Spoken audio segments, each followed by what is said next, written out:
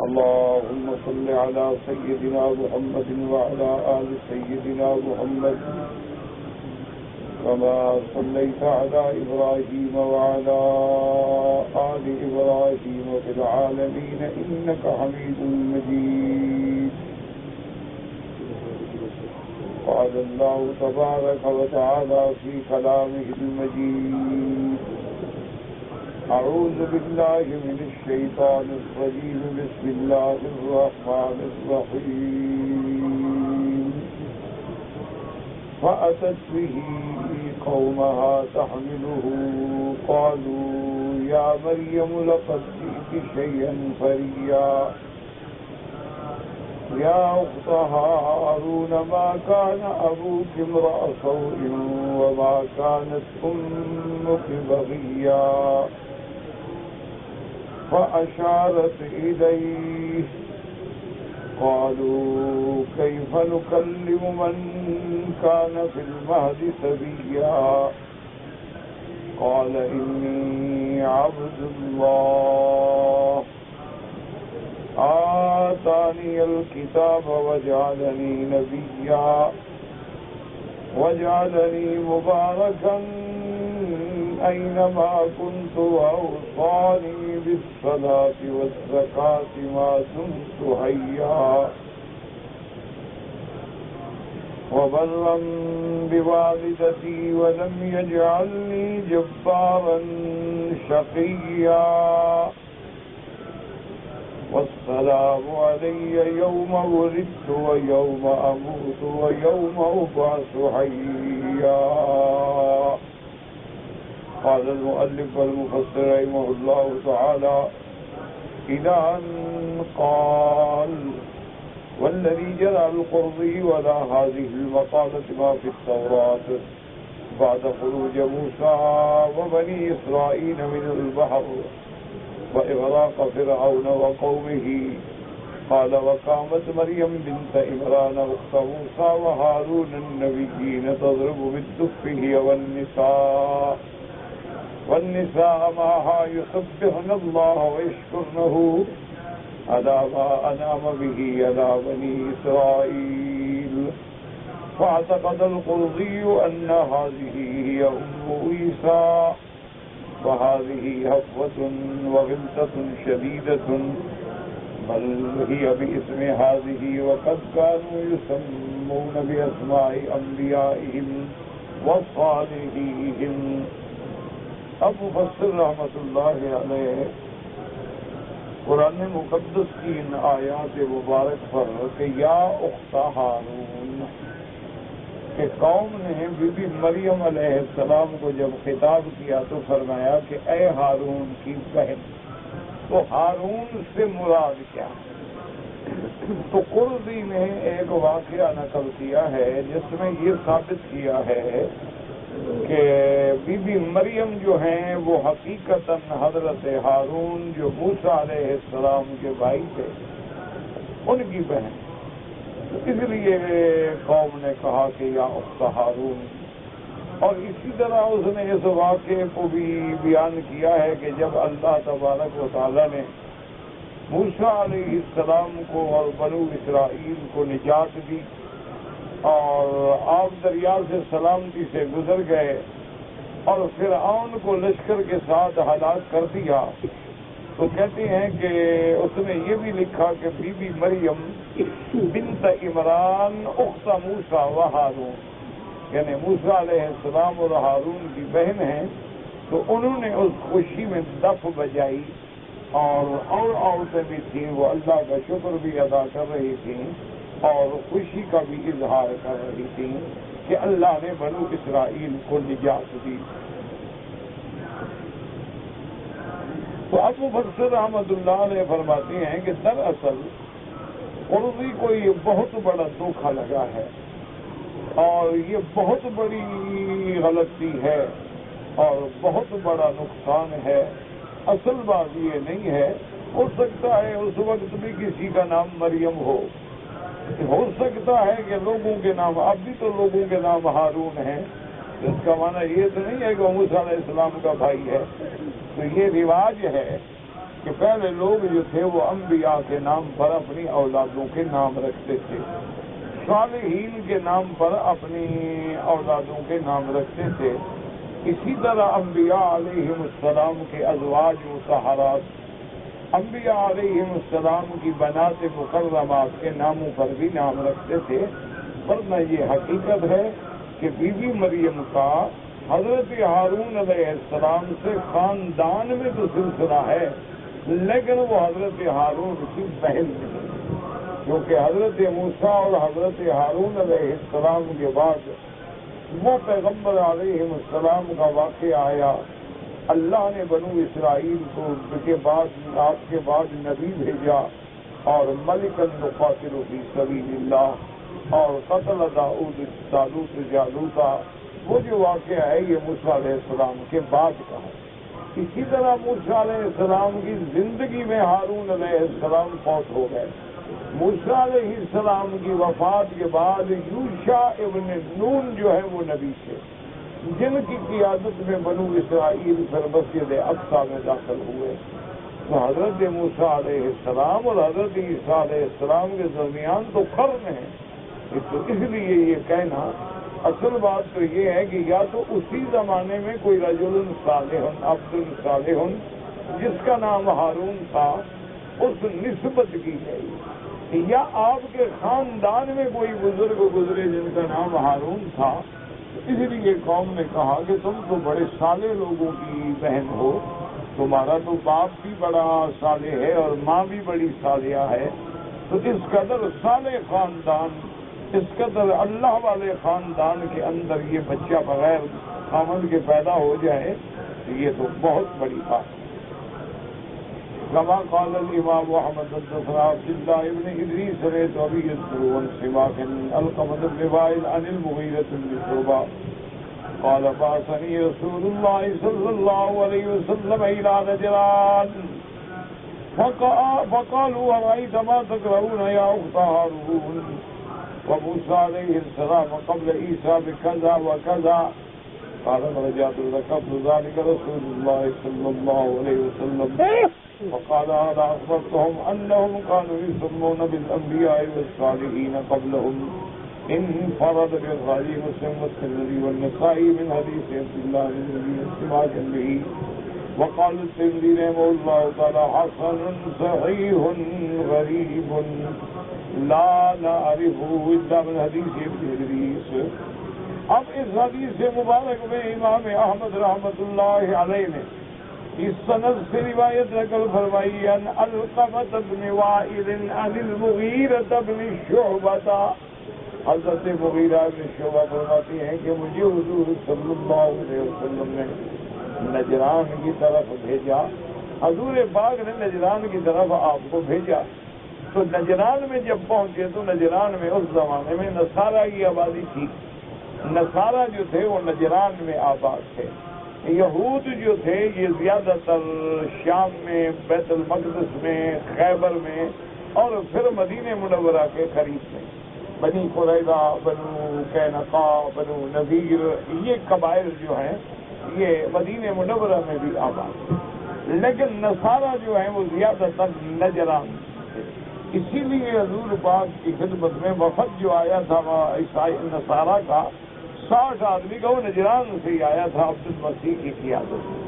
تو حضرت مغیرہ ابن شعبہ فرماتے ہیں کہ جب میں نجران میں گیا تو ان لوگوں نے مجھ پر سوال کیا، انہوں نے کہا تم جو کہتے ہو قرآن میں کہ یا اخت ہارون، کہ بی بی مریم جو ہے وہ ہارون کی بہن ہے، تو موسیٰ علیہ السلام اور حضرت عیسیٰ کے درمیان میں تو سینکڑوں سال ہیں، تو پھر بی بی مریم جو ہے وہ ہارون کی بہن کیسے بن گئی؟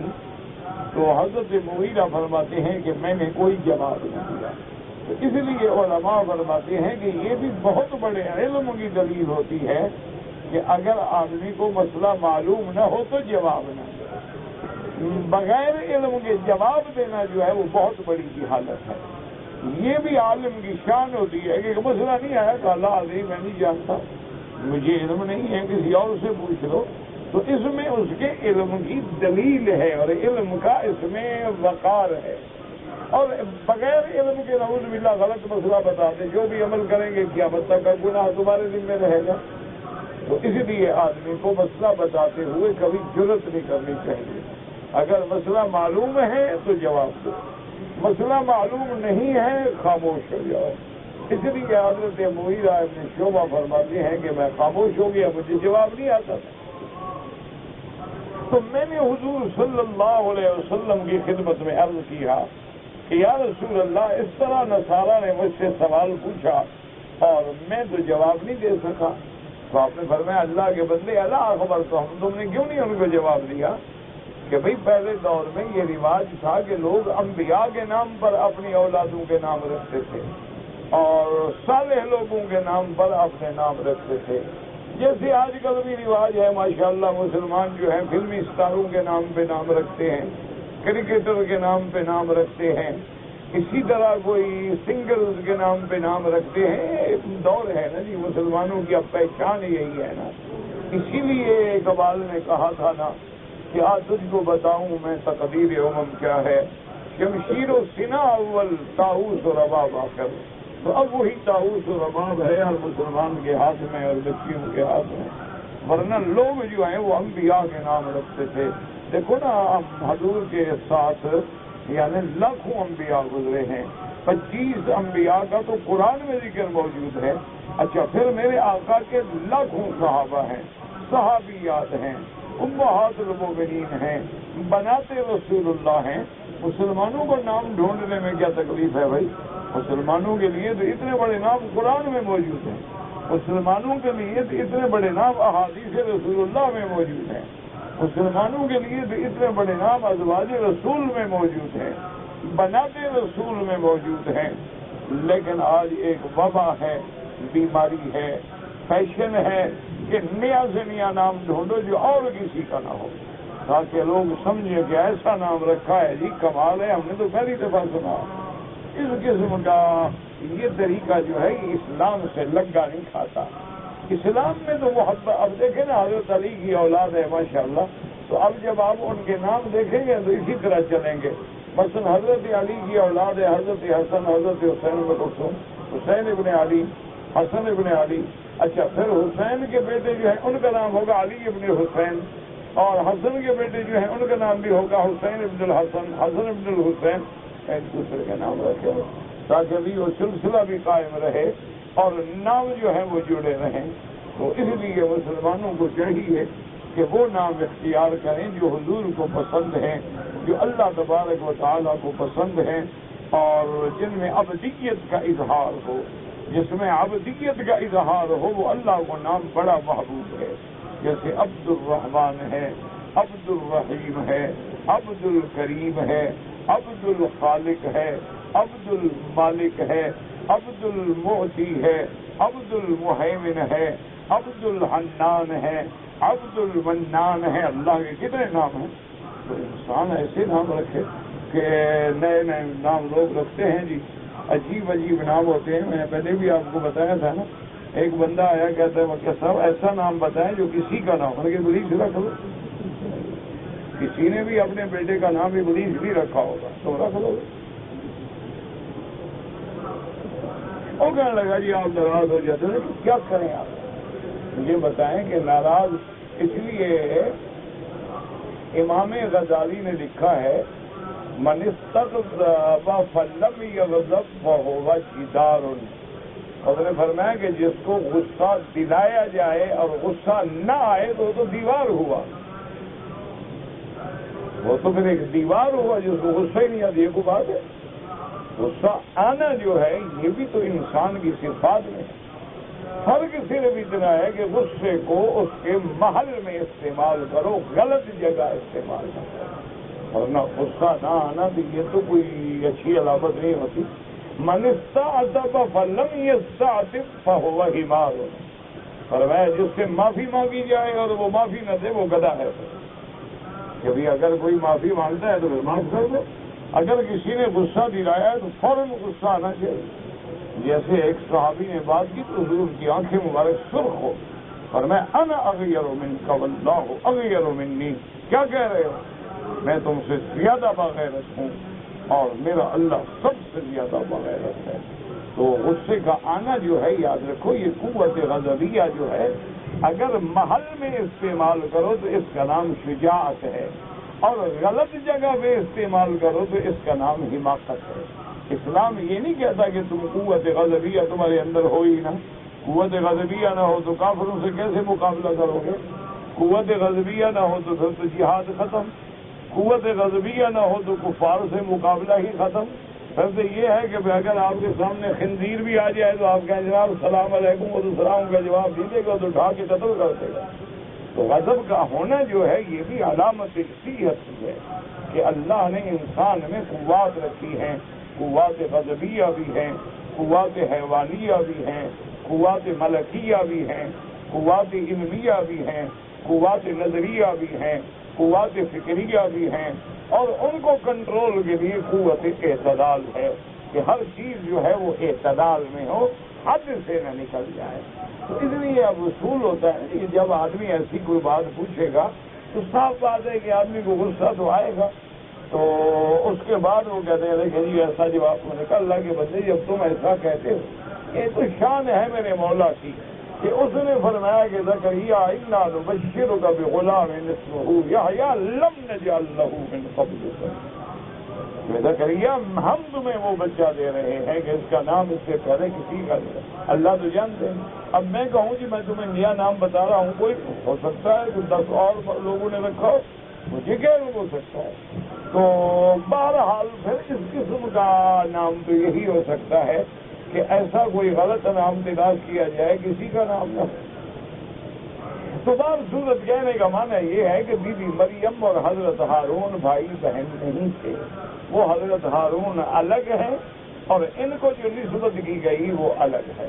اور بعض علماء نے فرمایا کہ اصل بات یہ نہیں ہے، اصل بات یہ ہے کہ ان مریم من سلالۃ ہارون علیہ السلام، کہ بی بی مریم کا خاندان جو ہے نا وہ جا کے اوپر حضرت ہارون سے مل جاتا ہے، تو اس لیے وہ نسبت کی گئی۔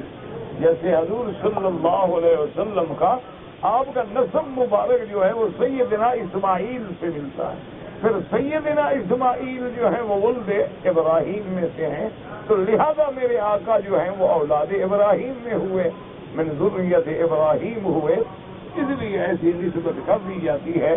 لیکن مشکل تو یہ ہے نا جی کہ دشمن اتنا ذہین ہے، ذکی ہے، اور وہ ہر جگہ ایک چیز ڈھونڈتا ہے کہ مسلمانوں کے دماغ میں کوئی الجھن ڈال جائے، کہ جی قرآن پہ اعتراض کرنا ہے نا، اعتراض کر کے دیکھو جی ہارون کہاں اور بی بی مریم کہاں، بھائی اللہ کے بندے کو دنیا میں ہارون ایک ہوگا۔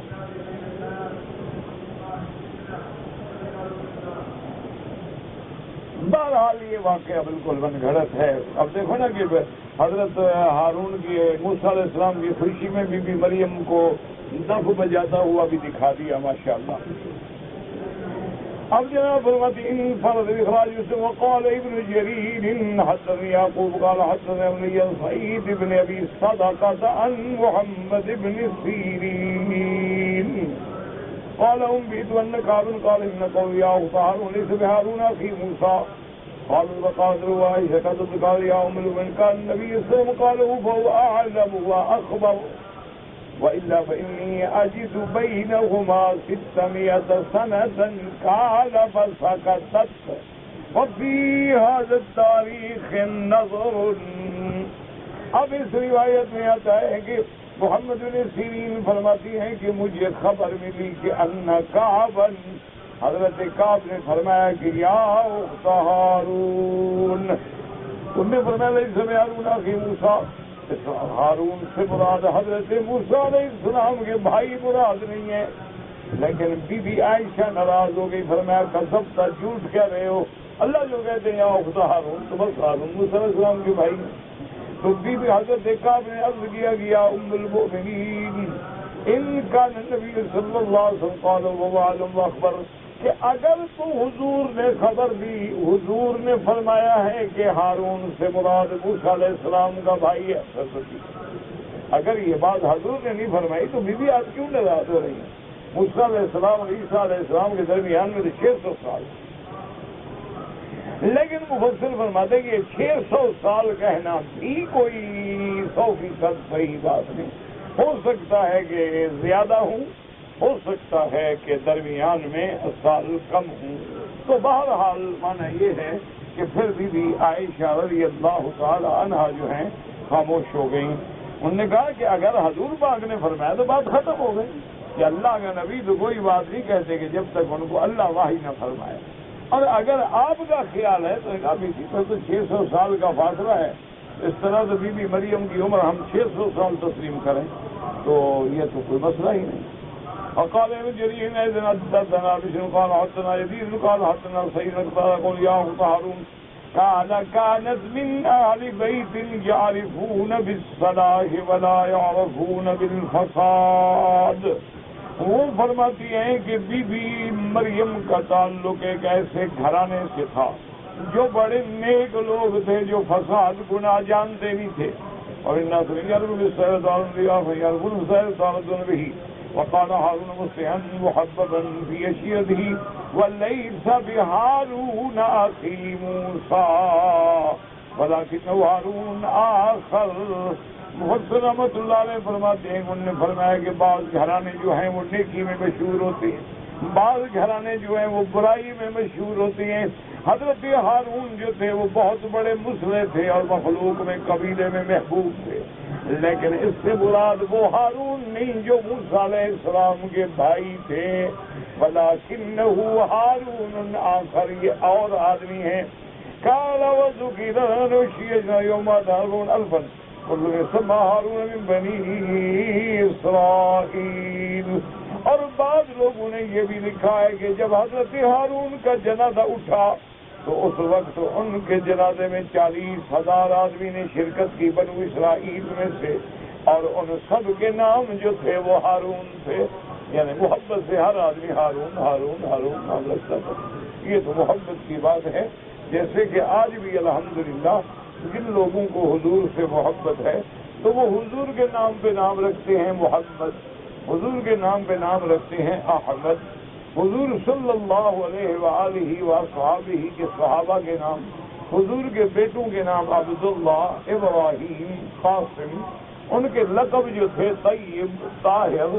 حضور کی بیٹیوں کے نام Bibi Zainab, Bibi Umm Ruqayyah, Bibi Kulsoom, Bibi Fatima رضوان اللہ علیہم اجمعین. اور حضور کی ازواج مطہرات میں سیدہ خدیجہ، سیدہ عائشہ، Umm Habiba, Umm Salama, Bibi Maimuna, Bibi Sauda, Maria قبطیہ، زینب بنت جہش رضوان اللہ علیہن اجمعین، یہ حضور کی بیویوں کے نام. اسی طرح حضور صلی اللہ، اب دیکھیں نا کہ حضور کی بیٹی کا نام بھی ام کلثوم ہے، اور بی بی فاطمہ نے اپنی بیٹی کا نام بھی ام کلثوم رکھا ہے. حالانکہ یعنی اپنی بہن کی نام پہ نام رکھ لیا. تو بی بی فاطمہ کی اولاد میں جیسے حضرت حسن حسین ہے، اسی طرح بی بی ام کلثوم ہے. لیکن افسوس یہ ہے کہ روافض تو خیر روافض ہیں، شیعہ تو شیعہ ہوتا ہے، لیکن مسلمانوں کو بھی بی بی فاطمہ کی اولاد میں ام کلثوم یاد نہیں ہے. زیادہ زور بس حضرت حسن حسین پہ ہوتا ہے، ام کلثوم کا نام نہیں لیتے. یعنی ہمارا سنی بھی نہیں لیتے، یہ بھی سن ہو گیا ہے. اس کی وجہ یہ ہے کہ اسی بی ام کلثوم سے نکاح ہوا سیدنا عمر کا، تو سیدنا عمر داماد علی بنے، علی داماد نبی بنے. دیکھیے کیسے رشتے ہیں. رحماء بینہم تراہم رکعا سجدا یبتغون فضلا من اللہ ورضوانا. تو اس لیے لوگوں نے شہرت دی حضرت حسن اور حضرت حسین کو، لیکن ام کلثوم کا نام نہیں لیتے. اچھا پھر حضرت حسن سے بھی غصہ ہے. یعنی آپ دیکھ لیں کہ جتنا بھی آپ کا تجربہ ہوگا کہ حضرت حسین رضی اللہ تعالی عنہ وارضاہ، ورنہ ہمارے لیے تو حضرت حسین بھی حضرت حسن بھی دونوں جو ہے ماشاء اللہ اولاد علی، اولاد نبی، اولاد فاطمہ رضوان اللہ علیہم اجمعین الی یوم القیامہ. لیکن یہ حضرت حسن کا نام بھی نہیں لیتے. کبھی آپ نے سنا یا حسن کہہ کے رو رہے ہیں؟ آپ دیکھیں نا، آپ نے ایک آدمی دیکھا ہو کہ وہ ماتم کر رہا ہو، چھریاں سر میں مار رہا ہو اور نام حضرت حسن کا لیتا ہو، حالانکہ حضرت حسن ابن علی ہیں، جیسے حسین ابن علی ہیں اسی طرح حسن ابن علی ہیں۔ اچھا، حضرت حسن بڑے ہیں اور حضرت حسین چھوٹے ہیں رضی اللہ تعالی عنہم اجمعین۔ اچھا، جیسے سیدنا حسین مظلوم ہے اسی طرح سیدنا حسن مظلوم ہے، انہیں بھی شہید کیا گیا، انہیں بھی زہر دی گئی، لیکن ان کا نام نہیں لیں گے، یہ ان کو جناب جو مرضی آئے گا لونا، یہ حضرت حسن کا نام نہیں لیتے۔ کیوں؟ وہ کہتے ہیں جی کہ اس نے حضرت معاویہ سے سلو کر، وہ ان سے پوچھتا نا کہ میں سلو کروں یا نہ کروں، یہ ان سے بڑے عالم ہیں نا ماشاءاللہ۔ یہ ہے غصہ ان کے دل میں کہ اگر حضرت حسن کا نام لیتے ہیں تو پھر ان کی تو سلو ہوئی، اور حالانکہ حضور صلی اللہ علیہ وسلم نے فرمایا تھا کہ ان ابنی ھذا سید، میرے آقا نے فرمایا تھا کہ یہ میرا بیٹا حسن جو ہے نا سردار ہے، لعل اللہ ان یصلی بہ بین الفئتین، ایک وقت آئے گا کہ میرے اس بیٹے کی وجہ سے دو بڑی جماعتوں میں سلو ہو۔ تو حضور کی پیشین گوئی ہے صلی اللہ علیہ وعلی آلہ واصحابہ وسلم تسلیما کثیرا کثیرا۔ اور یہ شرف جو ہے، یہ مقام جو ہے سیدنا حسن کو ملا کہ اس نے مسلمانوں میں تلوار نہ چلنے دی اور تمام مسلمان بچ گئے اور سلو کر کے امت محمد مصطفیٰ کی حفاظت رضی اللہ تعالی عنہ وارضاہ۔ تو یہ کوئی معمولی شرف نہیں ہے سیدنا حسن رضی اللہ تعالی عنہ کا کہ ان کی وجہ سے اور ان کے فکر سے اور ان کی قربانی سے اللہ نے صحابہ کو تلواریں ملانے سے بچا لیا اور صحابہ خون ریز لڑائیوں سے بچ گئے۔ حضرت حسن نے شروع کر لی، حضرت معاویہ رضی اللہ تعالیٰ۔ اچھا، جب حضرت حسن رضی اللہ تعالی عنہ یعنی خود مستعفی ہو کے سلو کر لیں تو ان کی خلافت جو تھی وہ ثابت ہو گئی، حقہ ہو گئی، ورنہ تو حضرت حسن کبھی بیعت ہی نہ کرتے۔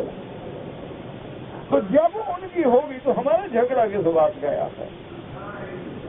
لیکن ایسا دشمنوں نے الجھا دیا ہے، اللہ معاف کرے، گھر گھر میں لڑائی ہے، کہیں شیعہ سنی دیوبندی بریلوی، اب بریلویوں کے 18 قسمیں ہیں، دیوبندیوں کی بھی 18 قسمیں۔ انا للہ و انا الیہ راجعون۔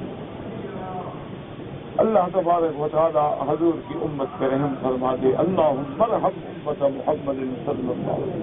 اچھا، ایک اور بیماری آ گئی مولویوں میں کہ مثلا میں کسی مدرسے میں مدرس ہوں، پڑھاتا ہوں، تنخواہ دیتا ہوں، نام نکل گیا، شعبے تو ہو گئی، ذرا سی بات ہوگی میں اپنا الگ مدرسہ کھول لوں گا، پھر میں خود محتمم بھی بنوں گا اور استاد بھی بنوں گا، اور نتیجہ یہ ہوگا محتمم بننے کے بعد انشاءاللہ 3-4 سال کے بعد علم بھی ختم، کتابیں بھی ختم، تو محتمم ہو گیا نا، پڑھنا پڑھانا تو گیا، لیکن مدرسہ اپنا ضرور بنائے۔ مسجد میں مؤذن اور امام کا جھگڑا ہو جائے تو ایک الگ مسجد بنا دے گا، وہ چھوڑو جی ہم اپنی بناتے ہیں، کیا ہر وقت اس کے پیچھے لگے رہیں۔ ایک محلے کی گلیوں میں بعض اوقات 4 مسجدیں ہیں اور نمازی کسی میں بھی نہیں ہے، یہ کہاں کا دین ہے؟ خدا کے لیے بتلاؤ۔ اگر آپ کو دین کی خدمت کرنی ہے، مثلا کسی مدرسے میں جا کے بیٹھ جاؤ، اگر اپنا بنانے کا کیا مطلب؟ تم نے اللہ کے دین کی خدمت کرنی ہے، بنے بنائے مدرسے موجود ہیں، طلباء موجود ہیں، اللہ نے تمہیں علم دیا ہے، بیٹھو پڑھو، نہیں وہ اپنا بنائے۔ اور جمعہ پہ بھی اختلافات ہوں گے، یعنی آپ ایمان سے ٹھنڈے دل سے ذرا آنکھیں بند کر کے غور کر لیں کہ آپ کے ملک میں کتنی مساجد ہیں کہ علماء جمعہ کے دن اپنے مقتدی کو نماز پڑھنا سکھاتے ہوں یا وضو سکھاتے ہوں یا غسل سکھاتے ہوں یا طہارت کے احکام سکھاتے ہوں، سوال کتنی مسلمان ہیں جن کو ابھی بھی پتہ نہیں کہ مزی وزی منی میں کیا فرق ہے؟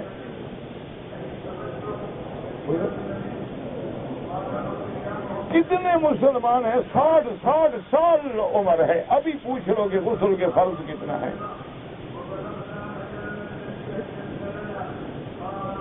کرتے ہوں گے، ٹھیک کرتے ہوں گے انشاءاللہ، امید اچھی ہے، ورنہ یاد رکھیں یہ معمولی باتیں نہیں ہیں غسل وغیرہ، یہ سرائر ہیں، یہ اللہ اور بندے کے درمیان میں امانت ہے۔ لیکن ہم نے سکھایا۔ اچھا اب کتنے لوگ میرے بھائی عمرے پہ آ رہے ہیں 50,000 30,000 40,000، بعض جو بڑے آدمی ہیں تو 1 لاکھ کا پیکج بھی دے کے آ رہے ہیں، احرام کا پتہ نہیں، عمرے کا پتہ نہیں، ان کو طواف کا پتہ نہیں، صفا مروہ کا پتہ نہیں، اور لاکھ روپیہ خرچ کر کے بیچارہ عمرے پہ آیا ہے۔ وجہ کیا ہے؟ کسی نے تعلیم دی نہیں، اس کو شوق نہیں، علماء نے سکھایا ہے۔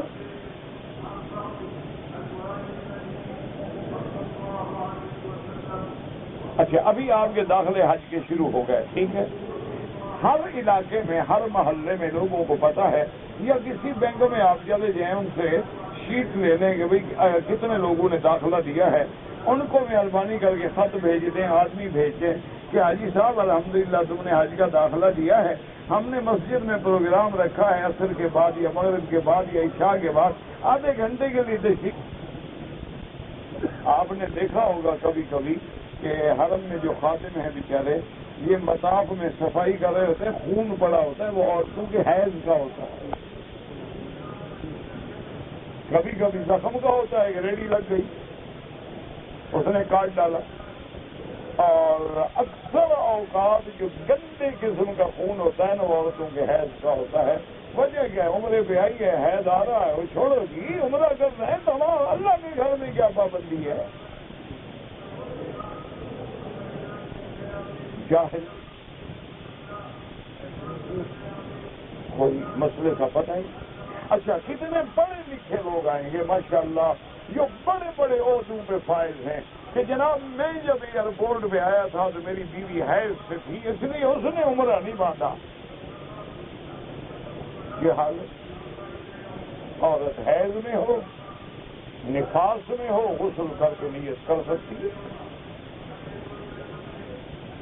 عمرہ پورا تب کرے گی جب پاک ہوگی، لیکن نیت تو کر سکتی ہے، میقات سے بغیر نیت کے تو نہ گزرے نا، یا پھر ان دنوں میں سفر کرے جن دنوں میں اس کو ایام حیض نہ ہو، اپنی سیٹیں ایسے کریں تاکہ ان کو تکلیف نہ ہو کہ عمرہ اس کا دبا نہ ہو جائے بیچاری کا۔ اچھا کتنے عمرے والے میرے بھائی ہیں، اللہ ان کو بھی اور مجھے بھی دین کی ہدایت دے اور شوق دے کہ احرام باندھا ہوا ہے، ایئرپورٹ سے باندھا ہے، کراچی سے، لاہور سے، اسلام آباد سے، لبیک بھی پڑھ رہے ہیں ماشاءاللہ۔ اب جناب ایئر ہوسٹس نے کھانا دیا، کھانے میں پرفیوم ٹشو ہوتا ہے، رومال ہوتا ہے صاف کرنے کے لیے، کھانا کھا کے انشاءاللہ دونوں ہاتھوں کو رگڑا دیں گے ماشاءاللہ۔ اور فقہا کہتے ہیں کہ اگر عضو کامل پہ خوشبو لگ جائے تو دم ہے، اور ہاتھ عضو کامل ہے۔ اس نے مسئلے کا توجہ ہی نہیں، پوچھنے کی ضرورت ہی کوئی ضرورت۔ اچھا حمام میں جائیں گے، فارغ ہوں گے، وہاں آفٹر شیو لوشن پڑے ہوں گے، کوئی یوڈیکلون پڑا ہوگا وہ بھی لگا دے گا انشاءاللہ۔ عمرہ برباد ہوتا ہے ہو جائے، لیکن خوشبو سے استعمال کر لینا، مفت میں ملی ہے، ٹکٹ کے پیسے بھرے ہوئے ہیں، وہ تو نہ جائے گا، بدلہ تو لے لینا غریب۔ انا للہ و انا الیہ راجعون۔ یہ آپ کا قصور نہیں ہے، ہمارا قصور ہے، ہماری برادری کا قصور ہے۔ اگر ہمارا ہر خطیب، ہر مسجد کا عالم اہتمام کر لے کہ میرے محلے میں جو عمرے والے ہیں، جو حج والے ہیں، ان کو میں ٹرینڈ کر کے بھیجوں گا، یعنی آپ حیران ہوں گے کہ جنوبی افریقہ میں ایک صوبہ ہے اپنا کیپ ٹاؤن، اس کے 4 صوبے ہیں تقریباً، جیسے مجھے دماغ میں ہے، اللہ عالم مدت ہو گئی میں کبھی گیا تھا، تو کیپ ٹاؤن کا علاقہ جو ہے وہاں زیادہ تر علماء جو ہیں وہ ازہر کے پڑھے ہوئے ہیں، اور وہ زیادہ تر عربی بولنے والے علماء ہیں، اس لیے وہاں عربی زبان بہت چلتی ہے، اور علاقے میں بھی اکثر شافعی المسلک لوگ ہیں، چونکہ مصر میں امام شافعی رحمۃ اللہ علیہ نے زندگی گزاری ہے تو اکثر لوگ شافعی ہوتے ہیں۔ تو مجھے یاد ہے کہ ہم جب کیپ ٹاؤن میں گئے تو جو وہاں کی سب سے بڑی مسجد ہے اس میں انہوں نے کہا مجھے کہ جی اس مسجد میں وہ جو اس کا یعنی اس کمیٹی کا چیئرمین ہے وہ کسی مولوی کو تقریر کرنے کی اجازت نہیں دیتا، اس کو ہم نے منت کی ہے کہ بھائی مکی صاحب حرم سے آ رہے ہیں اور حرم سے آ رہے ہیں اور حرم سے بڑی مشکل سے وہ راضی ہوا ہے، لیکن اس نے شرط یہ لگائی ہے کہ وہ تقریر جو ہے وہ عربی میں ہوگی، اردو میں نہیں ہوگی، اگر عربی میں تقریر کرے تمہارا عالم تو میری مسجد میں آئے ورنہ نہیں۔ تو ہم نے اس کو کہہ دیا ہے کہ جی تقریر عربی میں ہوگی، تو بڑی مشکل سے اجازت ملی ہے۔ میں نے کہا یار کیا ہے، اگر ایک آدمی کو اتنا بڑا ضد ہے تو اچھا رکھتے اس مسجد میں جلسہ کسی اور مسجد میں رکھ لیتے، کون سا ہم نے کو لڑائی لڑنی ہے۔ تو خیر بہرحال ہم وہاں چلے گئے، تقریر الحمدللہ عشاء کے بعد ہم نے عربی میں کر دی، جو ٹوٹی پھوٹی عربی ہمیں آتی تھی ہم نے اس میں تقریر کر دی۔ تو تقریر کے فوراً بعد جو ہے نا جی وہ چیئرمین تھے ان کے مولانا نظیم یا ندیم مدت ہوگی مجھے نام بھول رہا ہے، ایسے نام تھا، تو وہ آیا اور اتنا آگے مجھے چمٹ گیا اور جناب بوسے اور پیار اور کہنے لگا کہ میں اصل میں کسی مولوی کو تقریر کی اجازت نہیں دیتا کہ جب مولوی تقریر کرے گا کوئی نہ کوئی لیا جھگڑا شروع ہو جائے۔ میں نے فیصلہ کیا ان کو تقریر ہی رکھا، میں تو جان چھوٹا، جب سے میں نے یہ پابندی لگائی جھگڑے نہیں ہوئے۔ اور دوسری پابندی میں یہ لگا دیتا ہوں کہ تقریر عربی میں کریں، عربی الحمدللہ وہ بولتے نہیں میری جان چھوٹ جاتی ہے، تو یہ بھی میری ایک سیاست ہے۔ اور آپ کی بھی اجازت میں نے بڑی مشکل سے مانا تھا مکہ مکرمہ کا احترام کرتے ہوئے، اس لیے میں عشاء کے بعد اٹھ کے گھر چلا گیا کہ بھی میں تقریر میں نہیں بیٹھوں گا نہ سنوں گا۔ میں جب گھر میں گیا تو آپ کی جب آواز آئی تو مجھے آواز پہچانی ہوئی لگے کہ یہ آواز تو میں جانتا ہوں کس کی ہے۔ تو میں گھر سے نکل کے باہر کھڑا رہا، آپ کی تقریر 1.5 گھنٹہ میں نے سنی اور سڑک پہ کھڑے ہو کے سنی ہے۔ تو اب مجھے آپ بتائیں کہ آپ کے والد حضرت مولانا خیر محمد تو نہیں تھے؟ میں نے کہا ہاں ان کا بیٹا، ان کا میں نے آپ کے والد کا شاگرد ہوں، سن نبی داؤد میں نے ان سے پڑھا ہے۔ وہی آواز میرے دماغ میں آ رہی تھی کہ آواز دیکھی ہوئی ہے، تو اب تو میرے استاد زیادہ ہیں، تو اب مہربانی کریں کہ پہلے تو میں نے بڑی مشکل سے اجازت دی تھی جلسے کی، اب آپ 4 دن یہاں رہیں گے اور جلسے میں کرواؤں گا، خدا آپ تو میرے استاد ہیں۔ گھر لے گیا، بڑا احترام کیا، اللہ اس کو جزائے خیر، ابھی فوت ہو گئے۔ تو اس کے بعد اس نے مجھے بتایا کہ ہم نے supreme council, Islamic supreme council بنائی ہے، جس سے باقاعدہ گورنمنٹ سے ہم نے اس کو منظور کروایا ہوا ہے کہ کوئی طلاق کا، نکاح کا، میراث کا، اس کا جھگڑا ہوگا تو سب فیصلے ہمارے علماء کریں گے، حکومت کا کوئی حق نہیں فیصلہ کرنے کا، اور جو ہم فیصلہ لکھیں گے کورٹ اسی کو نافذ کر دے۔ اور دوسرا ہم نے یہ فیصلہ کیا کہ جب تک ہم حاجی کو سرٹیفکیٹ نہ دیں کہ اس کو ہم نے حج کے لیے ٹرینڈ کر دیا ہے، اس وقت تک اس کو حج کی ٹکٹ مل ہی نہیں سکتی۔ اور نے کہا ہم باقاعدہ 1 مہینہ ٹریننگ دیتے ہیں، اور پتہ نہیں آپ کو کہنے لگا کہ مجھے کیا کہیں، دیکھو میں نے تو کعبہ کا ماڈل بھی رکھا ہوا ہے، چکر لگوا کے طواف کرا کے بھی سمجھاتا ہوں۔ میں نے کہا یہ ماڈل شاڈل تو توڑ دو، تمہارے مرنے کے بعد یہاں کعبہ نہ بن جائے، یہ ماڈل شاڈل تو نہ رکھو، سمجھانے کے اور بھی تو کوئی ذریعے ہو سکتے ہیں نا، کیونکہ جیسے ہماری ذکری ہیں نا ماشاءاللہ بلوچستان میں، انہوں نے اپنا وہاں عرفات بنا لیا جبل برات سے، انہوں نے کہا ہمارا اپنا عرفات ہے، اپنا حج ہے، اپنا حرش ہے، اپنا کعبہ، اپنا حجر اسود ہے۔ دیکھو جی بلوچ جب بگڑتا ہے نا وہ یوں بگڑتا ہے، یہ بلوچ کی صفت ہے، جہاں جائے گا انتہا کرے گا۔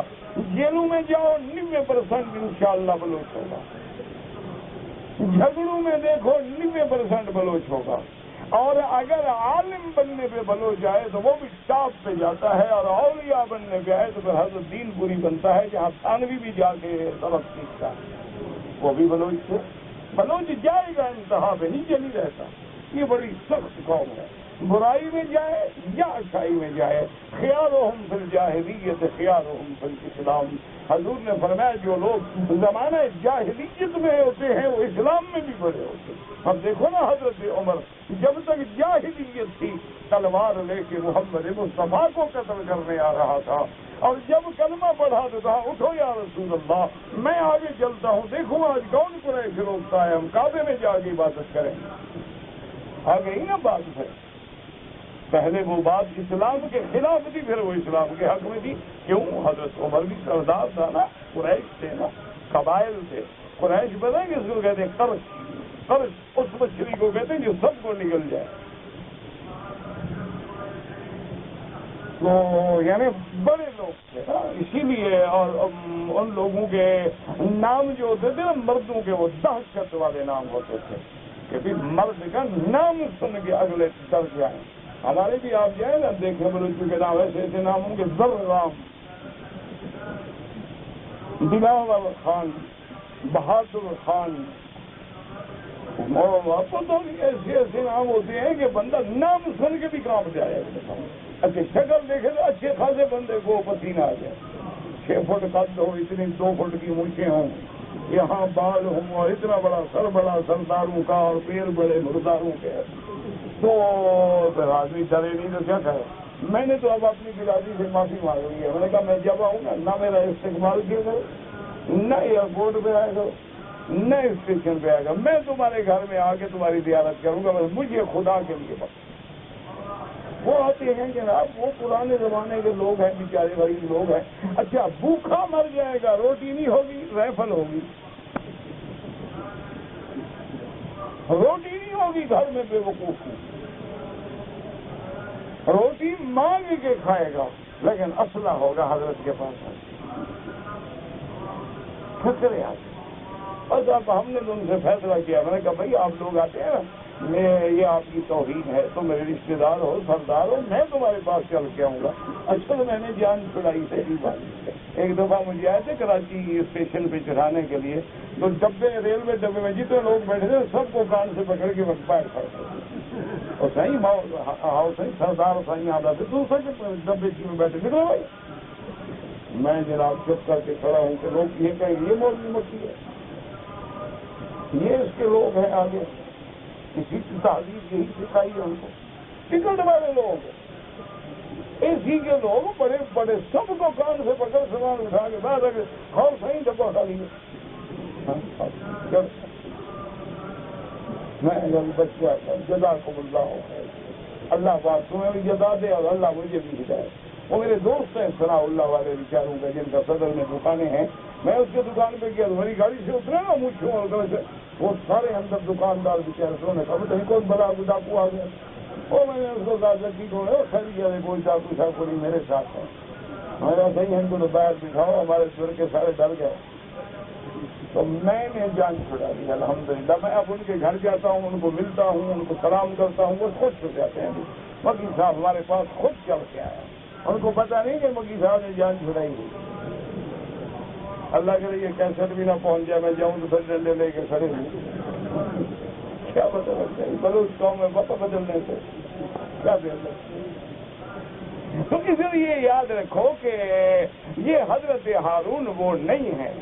فَأَشَارَتْ إِلَيْهِ قَالُوا كَيْفَ نُكَلِّمُ مَنْ كَانَ فِي الْمَهْدِ صَبِيًّا۔ اب بی بی کا جب اعتراض ہوا تو بی بی نے اشارہ کر دیا، ابھی اس سے پوچھو جس سے تم الرجی ہو رہے ہو نا، اسی بچے سے پوچھو۔ اللہ اکبر. عربی کی زبان، عربی کی لغت، دعا کرو اللہ کرے ہمیں عربی زبان آ جائے. ایک بچے کے کتنے نام ہیں؟ پیٹ میں ہو تو جنین ہے، پیدا ہو تو رضیع ہے، جھولے میں ہو تو صبی ہے، چھوٹا بڑا ہو تو ولد ہے، اس کے بعد مراہق ہے، اس کے بعد غلام ہے، اس کے بعد شاب ہے، اس کے بعد جو ہے شیخوخہ ہے، اس کے بعد جو ہے وہ حرم ہے. ایک انسان کے کتنے نام ہیں؟ اچھا، پیدا ہونے میں کتنے نام ہیں؟ نطفہ ہے، علقہ ہے، مضغہ ہے، عظام ہے، اس کے بعد تخلیق آخر ہے. وہاں کتنے نام اللہ نے رکھے؟ اس لیے بی بی نے فرمایا کہ اشارت الیہ. اشارہ کیوں کیا؟ روزہ ہے نا، بی بی اشارہ کر رہی ہے نا. کیوں؟ پہلے کہہ چکی تھی نا اشارے سے کہ انی نذرت للرحمن صوما فلن اکلم اليوم انسیا. تو بی بی نے اب اشارہ کیا. اب جب اشارہ کیا تو قوم پھر بول پڑی. قالوا کیف نکلم من کان فی المہد صبیا. اچھا، مہد کہتے ہیں جھولا. اب علماء بعض کہتی ہیں کہ بی بی صاحبہ نے کپڑے کا جھولا بنا کے بچے کو اس میں لٹایا ہوا تھا، لیکن قرآن کہتا ہے کہ نہیں. فَأَتَتْ بِهِ قَوْمَهَا تَحْمِلُهُ. اللہ کا قرآن کہتے بی بی اٹھا کے قالوا یا مریم لقد جئت شیئا فریا. تو قوم کے کہنے کا معنی یہ تھا کہ یہ تو بچہ ہے، یہ تو ابھی جھولے میں سونے والا ہے. معنی یہ نہیں کہ حقیقتاً جھولے میں تھا، معنی یہ ہے کہ کہہ دیا جب یہ تو بچہ ہے، اس کی جھولے کی عمر ہے کہ بولنے کی عمر ہے. یہ تو وہ بچہ ہے جو جھولے کی عمر والا ہے. جھولے کی عمر کے بچے بھی کبھی بولتے ہیں، یہ تو سب ہی ہے. تو یہ کیسے بولے گا؟ اس لیے قرآن کہتے سیغہ جمع کا سب بول پڑے جیسے پہلے سب بولے تھے. قال قالوا یا مریم لقد جئت شیئا فریا. یہاں بھی جمع کا سیغہ. قالوا کیف نکلم من کان فی المہد صبیا. اللہ نے حکم دیا عیسیٰ اب یہ تیرا مسئلہ نہیں، اب نبی کی عزت کا مسئلہ ہے، اب نبوت کی عظمت کا مسئلہ ہے، اب نبوت کی ماں پہ عزت و احترام و عفت کا مسئلہ ہے. آپ بول کے اس مسئلے کو حل کریں. اب دیکھیں ماں خاموش ہے، بیٹا بولتا ہے. لوگوں کے بیٹے خاموش ہوتے ہیں، مائیں بولتی ہیں. نہ جب بچہ پیدا ہو ماں بولتی ہے، بیٹا بولتا ہے. یہی تو فرق ہے نا، اسی کا نام تو فرق عادت ہے، اسی کا نام تو موجودہ ہے نا. کہ جب بچہ پیدا ہو ماں تو بچے ماں بولتی ہے نا، ہے تکلیف ہے، درد ہے، بچہ میرا کدھر ہے، بچے کو اٹھاؤ، بچے کو لاؤ، بچے کو دکھاؤ. بچہ تو نہیں بولتا نا. لیکن یہاں ماں خاموش ہے، بچہ بولتا ہے. قال انی عبد اللہ آتانی الکتاب وجعلنی نبیا. واللہ اعلم.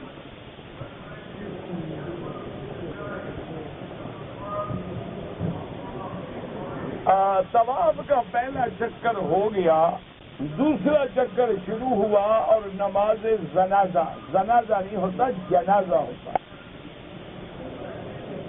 آپ کو نہ آئے نا کسی اور سے لکھوا لیا کرو. بہرحال نماز جنازہ کھڑا ہو جائے تو آپ طواف چھوڑ کے جنازہ پڑھ لیں، وہ فرض کفایہ ہے، طواف نفل ہے. جنازہ پورا کر کے جہاں چھوڑا ہے شروع کر دو. جبل رحمت کا نام جبل رحمت ہے، باقی عرفات میں ہے، وہاں اللہ کی رحمت کا نزول ہوتا ہے. مقام وقوف ہے، باقی اس کی تاریخ پڑھنی ہے تو جبال کی تاریخ پڑھیں. نمازی کے آگے سے نہ گزریں، حرم ہو یا غیر حرم ہو. اگر مجبوراً گزرنا پڑے تو سجدے کی جگہ سے دور ہو کے گزریں، سجدے والی جگہ پہ پاؤں رکھ کے یوں نہ گزریں. یہاں تو پرواہ نہیں کرتے نا، ٹکر کے گزریں گے آگے. اور خاص طور پہ عورتیں ہیں وہ تو لازم اٹھا کے گزریں.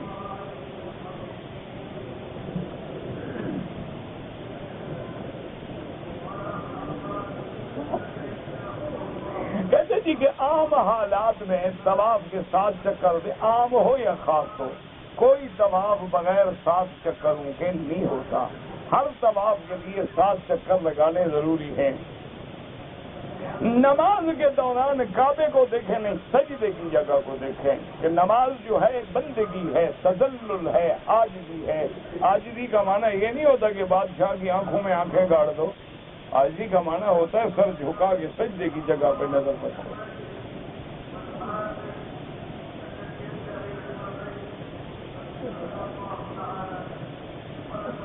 کہتے ہیں جی میری 1500 ریال مہینہ تنخواہ ہے، لیکن بیوی بچوں کے خرچے میں پوری ہو جاتی ہے، میرے پاس پیسے نہیں ہوتے. اگر مالک مجھے زکوٰۃ دے آپ کو لینا جائز ہے، کوئی بات نہیں، کوئی مسئلہ نہیں. 1500 کیا 15,000 کی تنخواہ ہو کچھ نہ بچے پھر بھی آپ لے سکتے. اگر آپ کے پاس پیسے نہیں ہیں، آپ ضرورت مند ہیں تو زکوٰۃ لینا جائز ہے.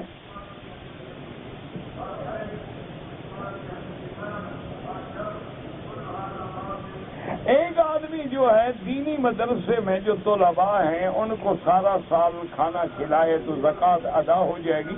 اگر نیت کرے کہ یہ زکوٰۃ کے پیسوں سے کھلا رہا ہوں پھر تو زکوٰۃ ادا ہوگی، کیونکہ زکوٰۃ میں غریب کو کھانا بھی دے سکتے ہو، پیسے بھی دے سکتے ہو، کپڑا بھی خرید کر کے دے سکتے ہو، گندم بھی خرید کر کے دے سکتے ہو، آٹا بھی دے سکتے ہو.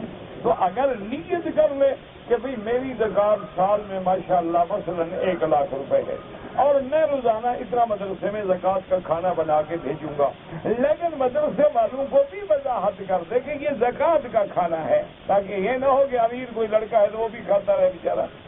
بعض طالب امیر ہوتے ہیں زکوٰۃ کھانا ان کے لیے جائز نہیں ہوتی، استاد امیر ہوتے ہیں ان کے لیے زکوٰۃ جائز نہیں ہوتی. تو ان کو بتا دیا جائے تو آپ زکوٰۃ دے سکتے ہیں. ایسے لوگ الحمدللہ اللہ والے ابھی بھی موجود ہیں، میرے دوست ہیں، وہ روزانہ 1 لاکھ روپے کا طلبا کو کھانا کھلاتے ہیں روز، ہر روز 30 لاکھ روپے مہینہ. اور یہ آج کا نہیں 17,000 سے دے رہے ہیں. اچھا خدا کی شان ہے، اللہ بھی ان کو اسی طرح دیتا ہے. ما نقص مال من صدقۃ قط، حضور نے فرمایا جو خیرات کرے اس کا مال کبھی کم نہیں ہوتا. کہتے جی کہ حضور صلی اللہ علیہ وسلم کا جو مولد ہے وہاں انہوں نے لائبریری بنائی ہے، تو کون استفادہ کر سکتا ہے؟ آپ بھی کر سکتے ہیں، جائیں کتابیں پڑھیں. اس نے منع کیا ہے. قرآن پر بھی حلف اٹھانا جائز ہے، قرآن اللہ کا کلام ہے، جائز ہے، لیکن اصل یہ ہے کہ اللہ کے نام سے حلف اٹھائی جائے. واللہ، باللہ، تاللہ، یا اردو میں بھی اللہ کی قسم. کسی معاملے میں دونوں فریق حلف اٹھائیں یہ قاعدہ نہیں. سنت کا قاعدہ یہ ہے کہ اگر ایک دعویٰ ہے تو مدعی ثبوت پیش کرے، اگر مدعی ثبوت پیش نہ کر سکے تو مدعا علیہ کا قسم اٹھائے. البینۃ علی المدعی والیمین علی من انکر. جھوٹا حلف اٹھانے کے بعد بہت بڑا گناہ ہے اور اللہ تبارک و تعالی عذاب سے بچائے. بہرحال اگر حلف اٹھا کے توڑے گا تو کفارہ پھر دے گا، اور جھوٹے ہونے کا تو اور گناہ ہوگا. طامۃ الکبریٰ یعنی وہ سب سے بڑی، سب کو ڈھانپ لینے والی، یعنی عذاب مراد ہے قیامت الساعہ. اگر کوئی آدمی عصر کے بعد 3-4 طواف اکٹھے کر لے، پھر مغرب کے بعد 2 رکعت پڑھ لے، بالکل جائز ہے.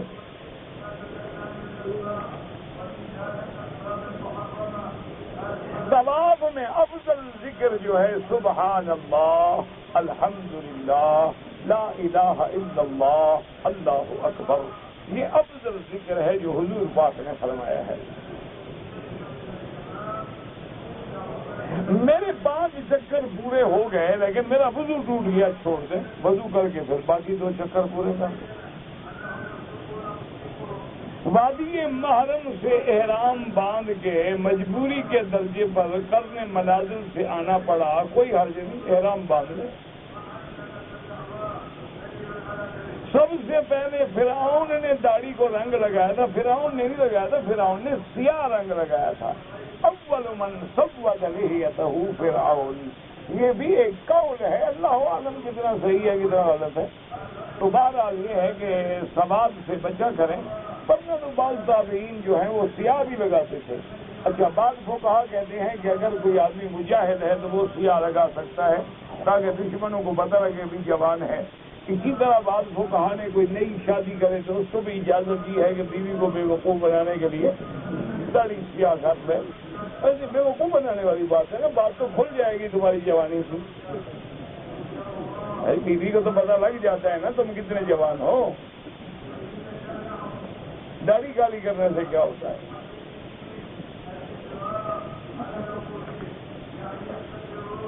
اصل دعا کرو اللہ صحت عافیت سے۔ اگلے دن اخبار میں تھا 120 سال دولہے کی عمر ہے اور 80 سال دلہن کی عمر ہے، ابھی نکاح ہو رہا ہے۔ دیکھو نا 120 سال تک آخر وہ فٹ ہے تو شادی کر رہا ہے۔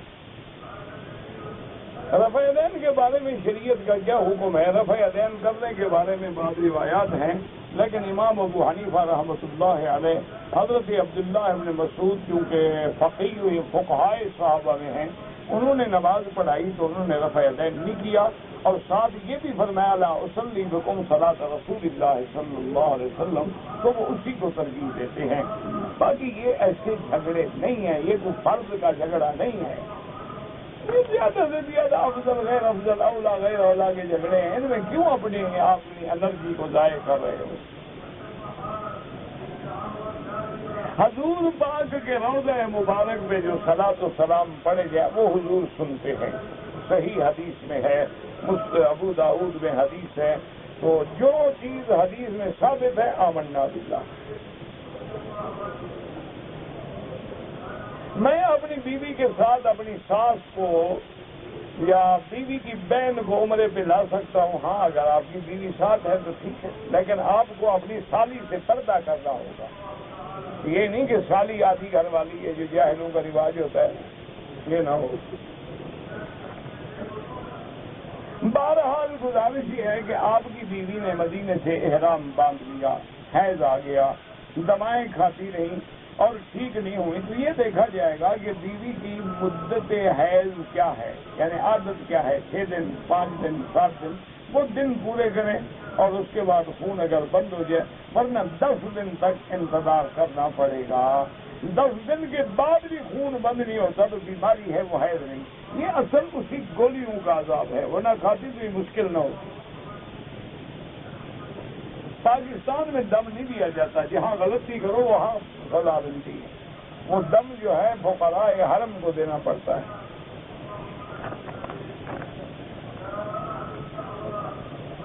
کہتے جی کہ شریعت میں والدین اور بیوی بچوں کے خرچ کی کوئی حد ہے؟ کوئی نہیں، ہر آدمی کے الگ حالات ہیں۔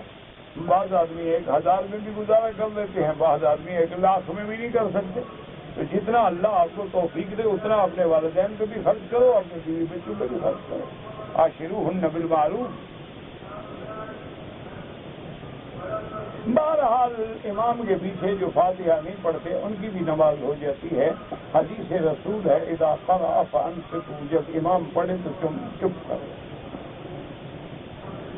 حضور کے صحابہ جو ہیں رضوان اللہ علیہم اجمعین، ان کو بھی یہی مسئلہ ہے کہ امام کے پیچھے جو ہیں کوئی ضرورت نہیں ہوتی، من کان لہ امام فقراءۃ الامام لہ قراءۃ۔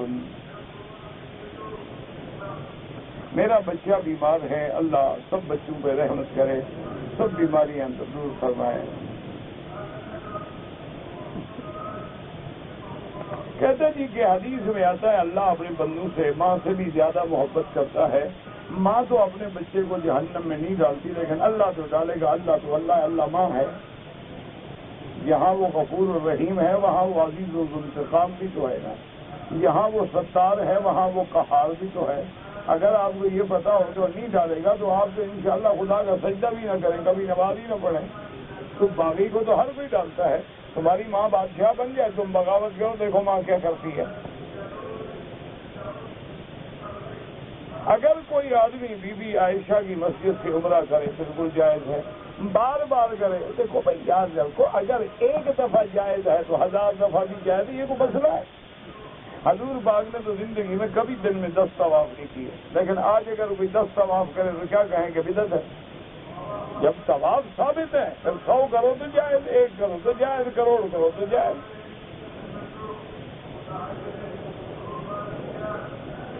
پیٹ کے بل جو الٹا سوتے ہیں یہ منع ہے، یہ نوم الفاسقین ہے، اس طرح نہیں سونا چاہیے۔ ہاں سوتے سوتے نیند میں ایسا ہو گیا تو کوئی جرم نہیں، ورنہ دائیں کروٹ لیتے ہیں یہ نوم الانبیاء والمرسلین ہے، اور بائیں کروٹ لیتے ہیں تو نوم الغافلین ہے، اگر پشت کے بل لیتے ہیں تو نوم المتفکرین ہے، الٹا لیتے ہیں تو نوم الفاسقین ہے۔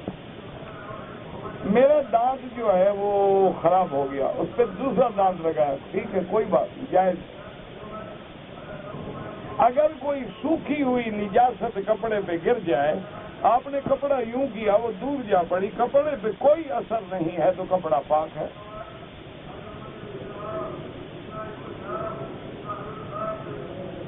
اگر احرام کی حالت میں آدمی نے احرام کی چادر سے منہ میں پسینہ صاف کر لیا کوئی حرج نہیں، خوشبو والے صابن سے ہاتھ دھوئے ہیں وہ ناجائز ہے۔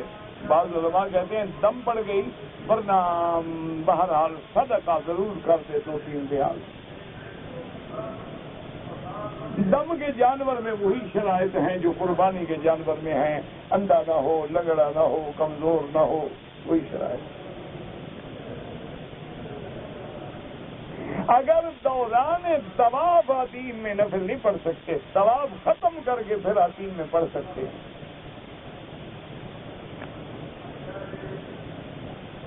اگر کسی نے فجر کی نماز اذان ہو گئی، طواف کی 2 رکعت پہلے پڑھ لی، پھر 2 رکعت فجر کی سنت پڑھ لی، جائز ہے، کوئی منع نہیں۔